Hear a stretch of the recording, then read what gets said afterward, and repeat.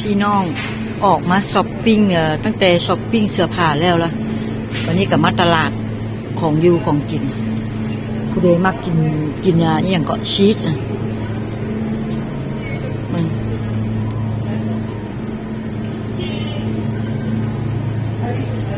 ผู้ใดมากินชีสนี่อยู่นี่เต้เมืองนอกพวกเจ้าแต่เฉพาะเขากินบ่เป็นพี่น้อง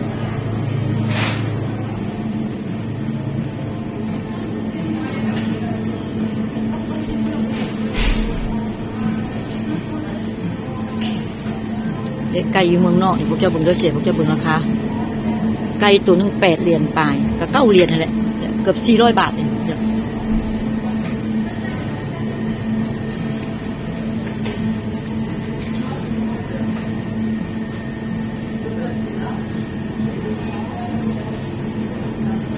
อันนี้ป่ะ5 เหรียญตัวงอกกับมีขายกัน2 เหรียญพวกเจ้านี่ดิ2 เหรียญถั่วงอก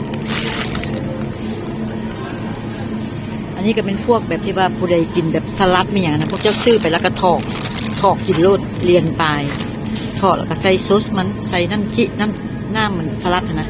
ก็กินโลด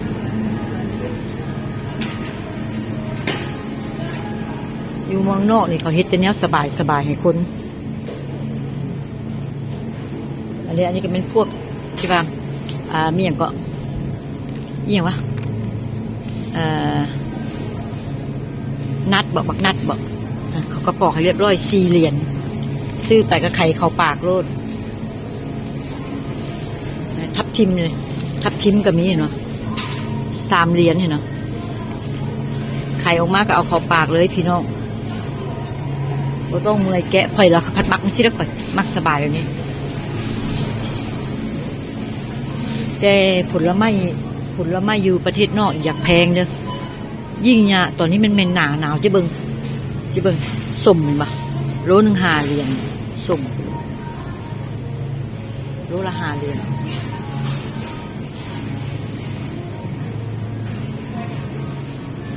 ส้มโอก็มี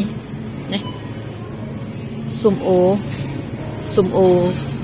2 เหรียญ50นี่2 เหรียญ50แต่พี่น้องบ่คือส้มโอบ้านเฮาบ่แซ่บมันขม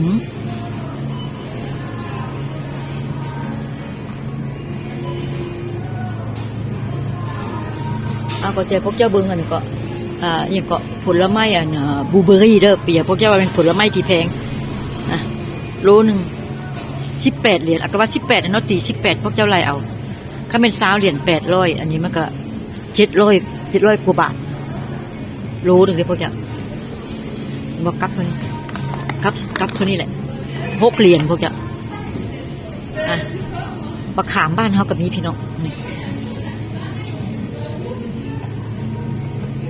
แต่ว่าแท้เด้อกับมันงามอยู่แต่บักขามบ่คือบักขามบ้านเฮาพวกเจ้าไข่ออกมามันแหวมันสมเป็นกินบ่ได้แพงดอก3 เหรียญปลาย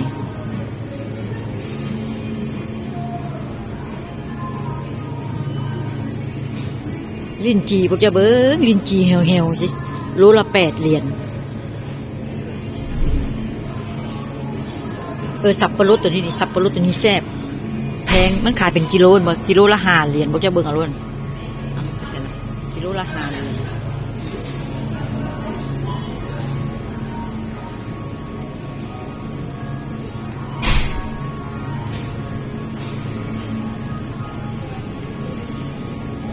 ผลไม้รากไม้มีอย่างกระมีดแต่บ่คือบ้านเฮา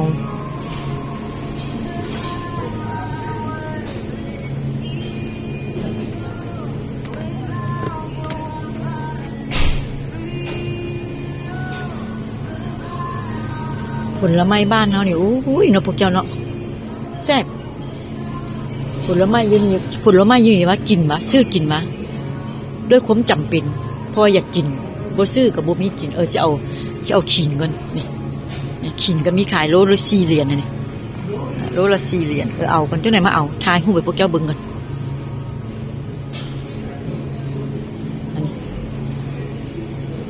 อันนี้ก็พวกเฮ็ด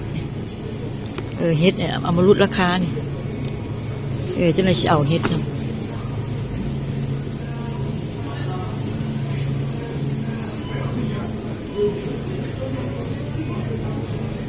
เท่านี้แหละพี่น้องพวกเจ้าเห็นอายควรมันใส่เย็นๆว่าเขาวันนี้หนาวพี่น้องหนาวลาย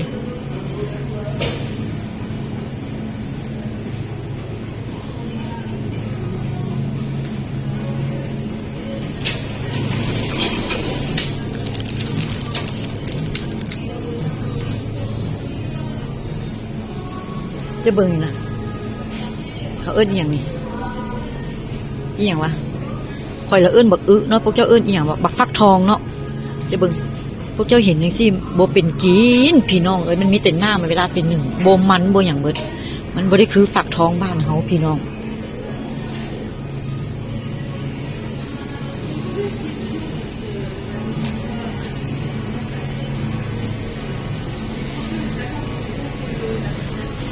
คอยเข้ามานี่ก็อยากซื้อหอมป้อมลาวไม่เห็นมีขายวะ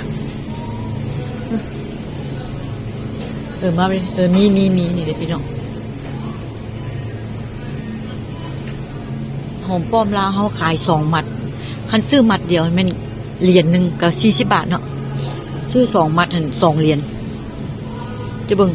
งมันเป็นหอมป้อมอีกอย่างอันนี้40 บาทพวกจะ40 บาทมัดนี่ตายแต่คันบ่มีก็จำเป็นเด้พี่น้องมันเขาอยากกินนะก็จำเป็นได้ซื้ออันนี้พักยังอันนี้พักยังวะพักแบบ40 บาทพี่น้อง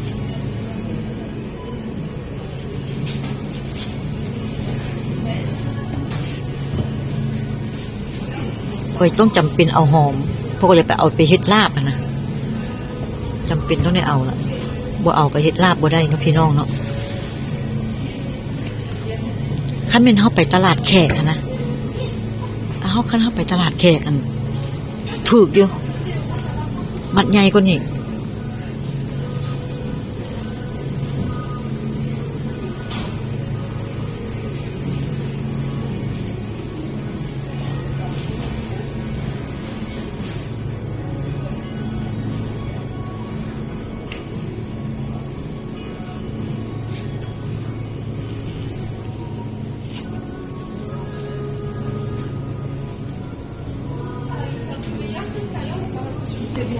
อันนี้เอาไปเฮ็ดสลัดกินพี่น้องแซ่บผักสลัดนี่แซ่บ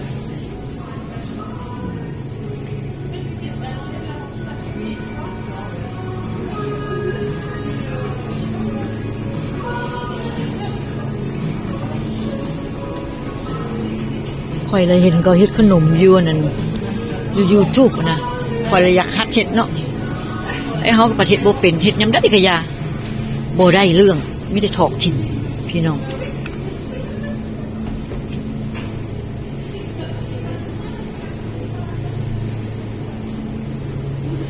เฮ็ดบ่เป็นก็เลยว่าโอ้ซื้อกินเอาซะสบาย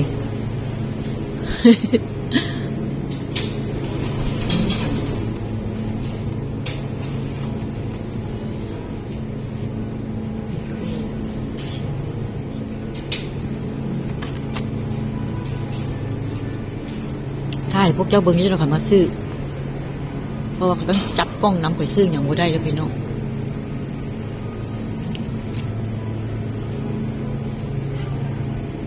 นั่นเด็กเขาเฮ็ดขายเขากินกันนี่เด้ซื้อไปแล้วก็ปาดกินรดแต่กับบทเขาเฮ็ดสดๆเลยนะพี่น้องเนาะ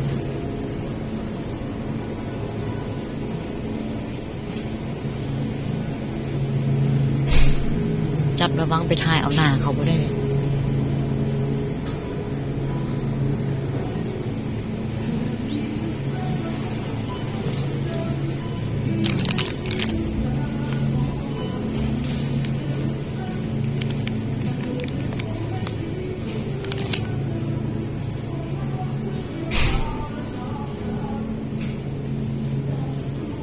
อันนี้บักเขือ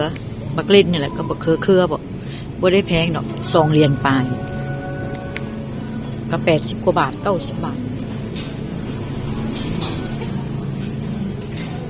อันนี้บักพริกใหญ่พริกหยวกใหญ่3 เหรียญปลายพวกเจ้า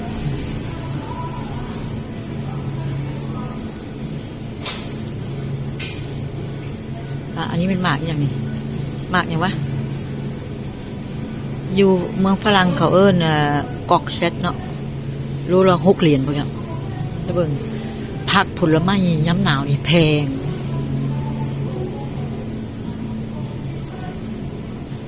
ไปกูสิไปเอาขิงก่อนพี่น้อง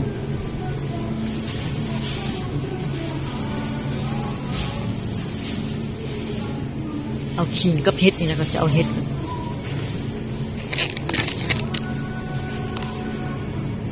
นี่กล่องหนึงนี่นะ3 เหรียญ 50กล่องหนึงเห็นบ่ยังบ่ได้ฮอดครึ่งโลเด้อมีแต่400นี่นะ400 กรัม3 เหรียญ 50พวกเจ้าก็ไล่เด้อเท่าใด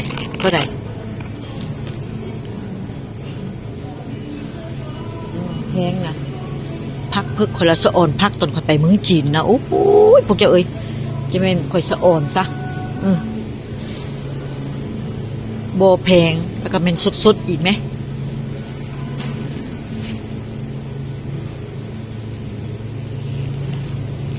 ผักนี่เอาไปคั่วกินแทนก็แซ่บไปพุ่นน่ะเอาไปอันนี้เอาไปแทนเอปิน่าก็ได้ในนี่นะ